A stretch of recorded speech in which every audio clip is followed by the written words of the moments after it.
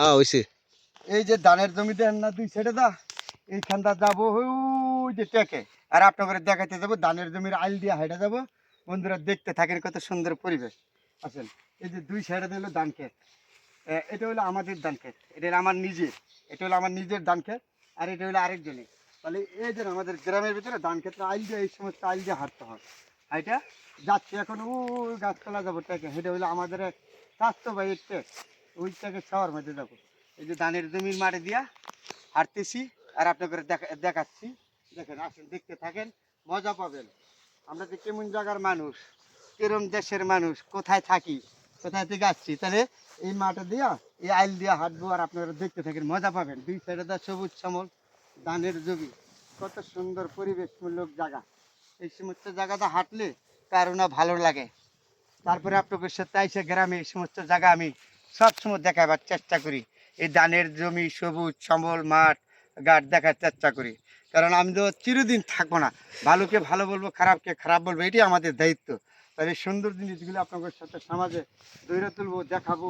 এটা প্রতিটা মানুষের দায়িত্ব, আমার দায়িত্ব, আপনার দায়িত্ব, তাই না? তার জন্য এই সুন্দর জিনিসগুলি আপনাদের সাথে যখন আমি আসি, আমি গ্রামে এই আইল দিয়ে আমি হেঁটে যাচ্ছি সোজা, ওই যে দূরে টেকাছে না, এখানে যাবো, এখানে যাবো। তাই আপনাদের সাথে দেখা যাচ্ছে এত সুন্দর পরিবেশমূলক জায়গা, তাই না? এই যে এই ধানগুলি পাইকে গেছে, কিন্তু এই ধানগুলো আর 3-4 দিন পরে কাটতে পারবে, পাইকে গেছে।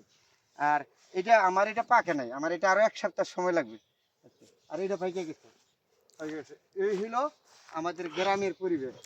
ধানের আইল দিয়া হাঁটি যাচ্ছি, সবসময় দেখাই আপনাদের এত সুন্দর পরিবেশ হলো। ওই যে রোদের তাপ লেগে গেছে বেশি, তো ওই গাছতলায় যাব। এটা আমার এক ভাইয়ের কেক, গাছতলায় যেয়ে বসে রেস্টে থাকবো। তাহলে আপনাদের সাথে দেখাই নিচ্ছি, আসেন। আচ্ছা, এত সুন্দর পরিবেশ, হাঁটলে, এটার ভিতরে হাঁটলে কারো না ভালো না লাগে।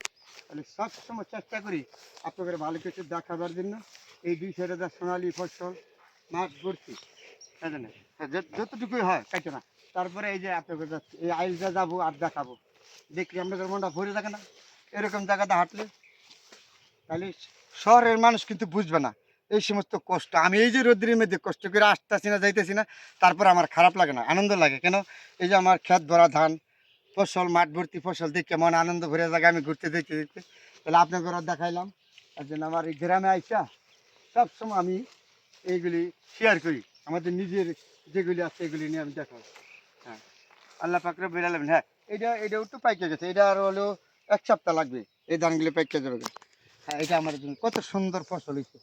আর তখন আমি চেষ্টা করি সবসময় আপনাদের সাথে ভালো কিছু দেখাবার জন্য। সবসময় তার পারি নাই, যখন একটু ছুটি পাই তখন ছুটি আসি এই নিজের জন্মভূমি এলাকা। দেখা যায় এত সুন্দর পরিবেশে মূলক জায়গা দেয় হাঁটি। এই যে আইলটা দিয়ে হেঁটে যায়, আইলটা কিন্তু আগে আর অনেক বড় ছিল, ওই যে কাইটে নষ্ট করে দিছে আইলটা, আর অনেক বড় ছিল। এই যে অনেক ফাস্ট ছিল এই আইলটা, এই আইলটা কাইটে ছুটি করে দিছে, এখন ছুটি হয়ে দিছে। আইলটা অনেক বড় ছিল, তারপরে এখনো বড় রয়েছে, সমস্যা নাই। যা এইভাবেই আমাদের গ্রামের কৃষক, আমরা সাধারণ মানুষ, আমরা এই সমস্ত জায়গাটা চলাফেরা করি। এই সমস্ত এবারে আমাদের একটাই ভরসা গ্রামের কৃষকের, এই ফসল। ফসল আমরা ঘরে উড়াবো, আমরা নিয়ে বছর ভরা ভাত খাবো, গাছের কাঠ আম খাবো, কাঁঠাল খাবো, ঝি জামাই দাওয়াত দিব। এটা হলো আমাদের গ্রাম বাংলার বাঙালি জাতি, আমরা বাঙালির ইতিহাস, আমরা লাল সবুজের দেশের মানুষ। সোনালী ফসল, এই ফসলের অবদান হলো জিয়া রহমানের। এই জিয়া রহমান সর্বোচ্চ থেকে বেশি অবদান এই ধান আমাদের বাংলাদেশে আনছিল। আজকে হয়তো জিয়া রহমানকে আমরা ভুলতে পারি না। যখনই এই বিএনপি ক্ষমতা আসে তখনই ধান বাম্পার ফলন হয়। এবার দেখেন কি সুন্দর বাম্পার ফলন হয়েছে। আচ্ছা, এত সুন্দর ফলন, এত সুন্দর ধান হয়েছে। তাহলে আজ এই মাঠ দিয়ে হাঁটতেছি আর আপনি করে দেখাচ্ছি, দেখছেন?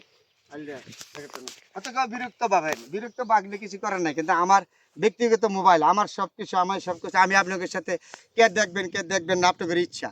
তারপরে আমি চেষ্টা করি সবসময় ভালো কিছু দেখাবার জন্য। এমন সুন্দর পরিবেশের ভিতর দিয়ে হাঁটলে কার ভালো না লাগবে?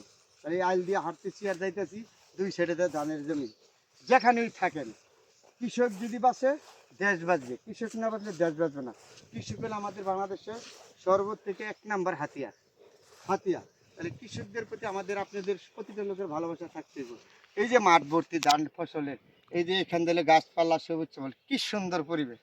এই যে হাঁটলে আমার কাছে অনেক ভালো লাগে, কিন্তু রৌদ্রের তাপ অনেক বেশি। তারপরও আমাদের কাছে ভালো লাগে। কেন ভালো লাগে জানেন?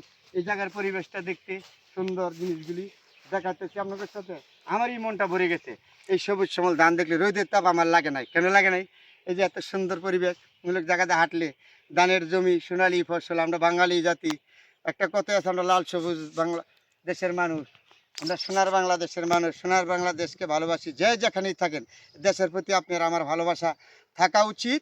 তবে সবাই ভালো থাকবেন, সুন্দর জিনিসগুলি ভবিষ্যতে যেন আরও কিছু দেখাইতে পারি আপনাদের সাথে, এটি আমার আশা। ভিডিওটা দেখার চেষ্টা করবেন, সবাই ভালো থাকবেন বন্ধুরা।